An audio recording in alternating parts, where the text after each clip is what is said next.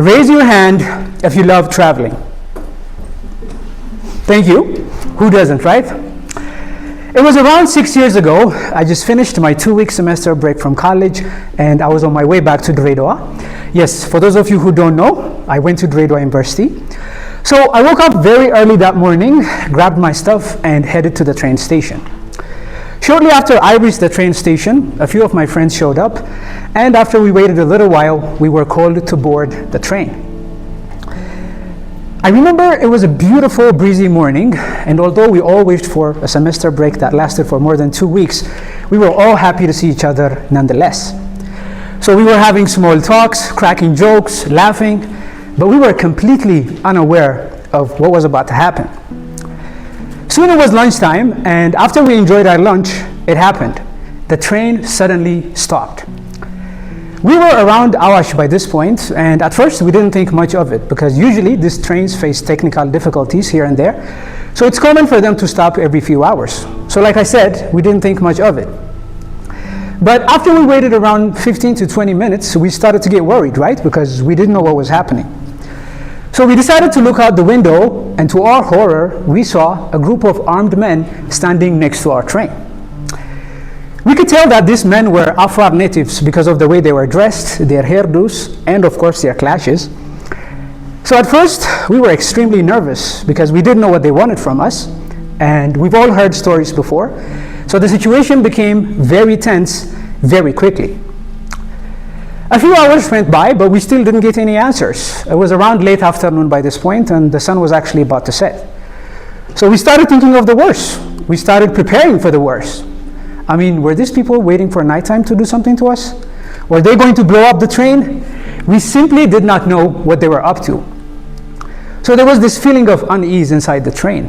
And all of the laughter, all of the giggles that we had early morning were now replaced with the feeling of fear and worry. We should have reached Dredwa by this time, but instead we were stranded in the middle of the desert and held hostage for reasons we did not know. As we feared, nighttime came, and it was now completely dark outside. You can imagine how scary it is, being stranded in the middle of the desert and it being completely dark outside. And so as we were anxiously sitting inside the train, waiting for this group of armed men to break into the train and do the unthinkable to us, they did something which we completely did not expect. They brought us food. Yes, ladies and gentlemen, they brought us dinner. At first, we were excited, confused, and a little skeptical because were these people trying to poison us? Is that part of the plan, huh? But we were so hungry at that point, we didn't care.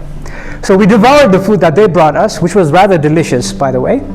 And after we enjoyed our dinner, a few of the train operators that we had were brave enough to approach these men and see what they really wanted. I guess since they had dinner, they had enough courage. And after a conversation that lasted a little while, they came back to us with yet another great news. You see, even though language was a barrier, this group of armed men were able to communicate to us that the reason that they were holding us hostage was their way of protesting against the government, and they had no intention of harming us whatsoever. In fact, they promised that they would let us go the next morning. As you can imagine, as soon as we heard the news, the feeling of relief washed over us. We were safe. Everything was going to be okay. And the silence that clouded the evening that night slowly started to evaporate and was now replaced by the familiar sound of laughter and giggles. People were instantly in a good mood. People started sharing stories, cracking jokes, playing games, taking pictures. It honestly ended up becoming one of the most memorable nights of my college life. It's interesting because if you were to tell me when I was on my way to that train station that early morning that I was going to be stranded in the middle of the desert and held hostage for the night, I would have probably stayed home. But looking back at it now, I can honestly say that it was an experience that I never knew I needed. In fact, I can look you all in the eye and say, I'm glad it happened. Just like that train ride to Dredwa, this year for me was full of unexpected twists and turns and unwanted surprises. You see, I had a whole list of things planned out for this year, and just like a house of dominoes, everything fell apart. For starters, due to a change in government policy, I was forced to shut down my business and start from scratch all over again. As for the plans that I had for my personal life, let's just say, takadno ibsal. For the first time in my life, I felt unmotivated and extremely exhausted, both physically and emotionally. I guess you can attribute my exhaustion to workload or the lack of proper rest, but much of it has to do with the fact that I keep resisting against things. Resisting against things that happen in my personal life. Resisting against things that happen at work. Why? Because I wanted everything to happen according to my plan. But life doesn't work that way. The world doesn't operate according to my schedules or my timelines. I can only do what I can and leave the rest up to God.